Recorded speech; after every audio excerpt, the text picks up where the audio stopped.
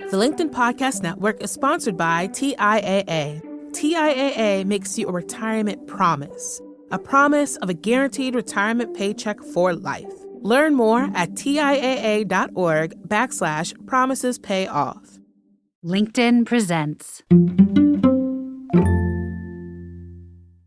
Our biggest challenges, climate change, pandemics, fires, floods, deforestation, soil health, insect collapse, pollution, can all be traced back to our relationship with the planet's other inhabitants.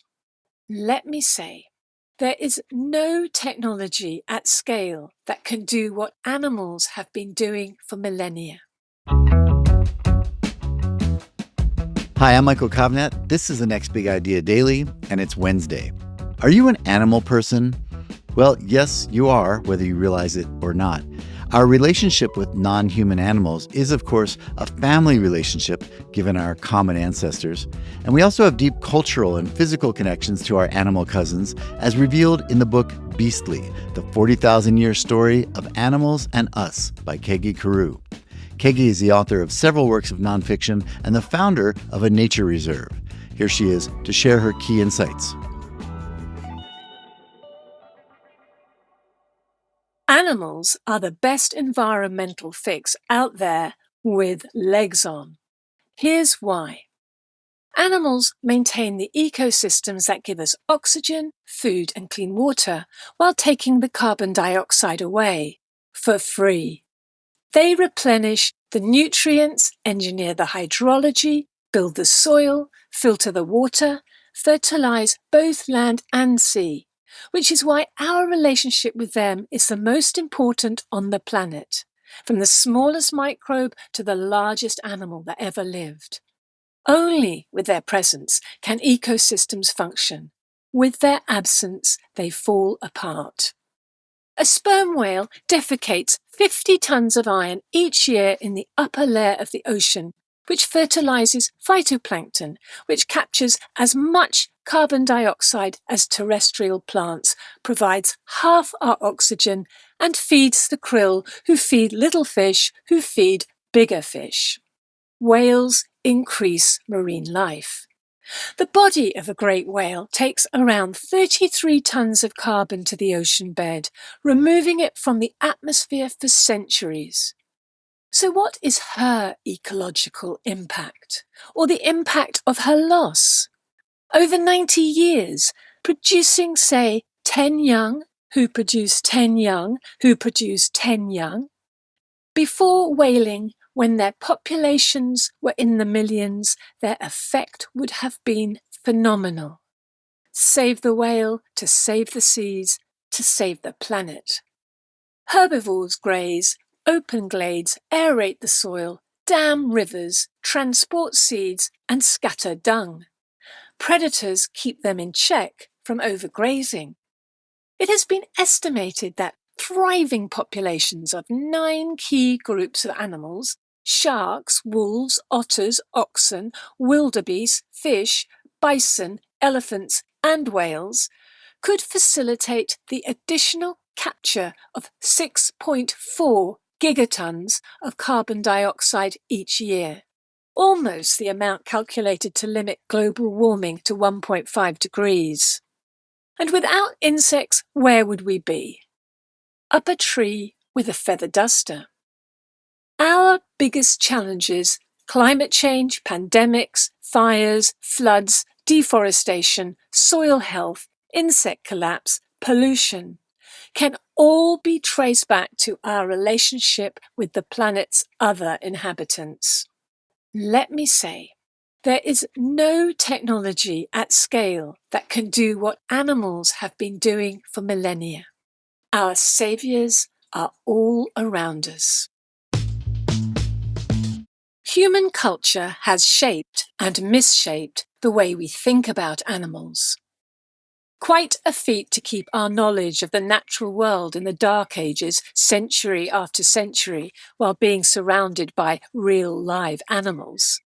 Astonishing to think that in 350 BC, Aristotle described the octopus's special arm with which he hands over a packet of sperm to the female.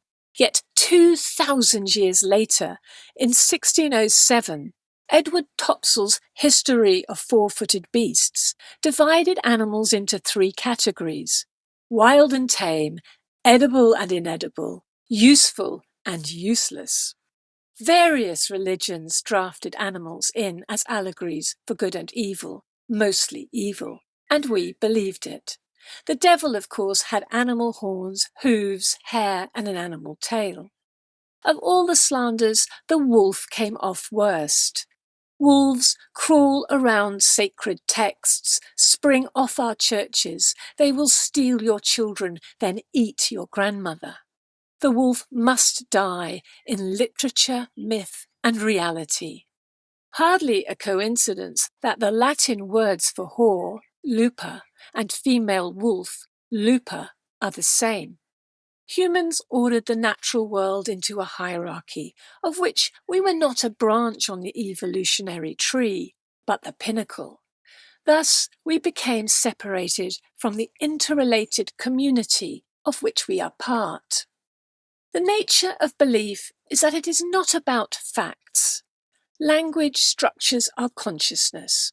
Words project thought and insult. We can use them to pervert, poison, and play with our minds. We continue to slander animals. Bitch, pig, snake in the grass, or blame them. Vermin, scavenger, pest. We might give personality to animals, but never personhood. The Taliban entering Kabul in August 2021 were reported by news commentators as showing their sheep faces, although it was expected that they would soon show their true nature as wolves.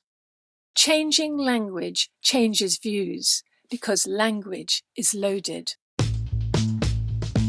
The longest war on the planet has lasted 12,000 years. 12,000 years ago, as the glacial period ended, we settled by rivers and lakes and became farmers. No need to chase after food anymore. Corral it into warm living larders. We chose animals who would yield to our control, then selectively bred them for meatiness, woolliness, docility, and pulling power, dispatching the individuals who didn't suit. But now our livestock needed safekeeping. Our enemies were many, from the smallest insects to bigger predators like the Asiatic lions who once roamed the Levant. Here are the seeds of our 12,000-year war against nature. Like any war, as our technology became more sophisticated, our killing capacity increased, and nowhere more than at sea. If you take, you don't get more. You get a humongous problem. At sea, we decimated the whales, fished out the cod banks, and continue to destroy marine ecosystems. On land, we depleted the soil. By moving to cities, we broke the natural cycle of fertility by removing the crops but not returning the precious human waste known as night soil, which now polluted waterways, killed fish, and spread disease. For fertilizer, we ground bones from battlefields and catacombs and cleaned out guano deposits, until a German chemist, Fritz Haber, magicked fertilizer out of the air. Soon, synthetic nitrate fertilizer and explosives was being manufactured on an industrial scale, the detonator for the human population to explode. Chemical fertilizer changed the course of human history, casting the dice of consequence on animal history. More people, more crops, more chemicals. A typical arable field can be sprayed up to 25 times a single growing season. There is more insecticide present in human breast milk than in cow's milk. Insect populations are in free fall. Chemicals not only kill insects, but the billions of organisms critical to maintain a healthy soil. The war goes on. Meanwhile, humans and their industrial livestock take up 96% of the world's mammal biomass, leaving just 4% for wildlife. The wild world has had to move over, yet it is the wild world that maintains the ecosystems on which we rely. Animals could save us, but now only we can save them. Nature can recover quite quickly when given the chance. Variety of species not only makes the world beautiful, but livable through an infinite network of interactions. Animals are the maintenance crew. Every species needs other species who need other species to survive. Across the globe, projects to restore ecosystems and connectivity are multiplying. Beavers, bison, otters, whales, and many other animals are making a comeback. In Chile, a network of smart acoustic buoys monitor the locations of whales and provide shipping with alternative routes. A nation-led world first to protect whales for the role they play.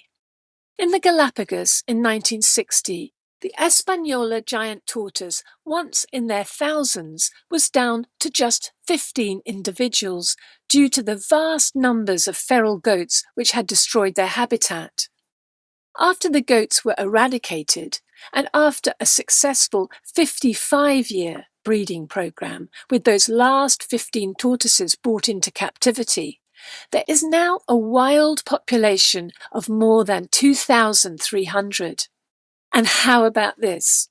In 2020, the original 15 adults who saved their species from extinction were all returned to their home island by tractor-trailer, then boat, then backpack like colossal Stone Age coracles by 15 humans to the interior to join their large family and live out their long lives.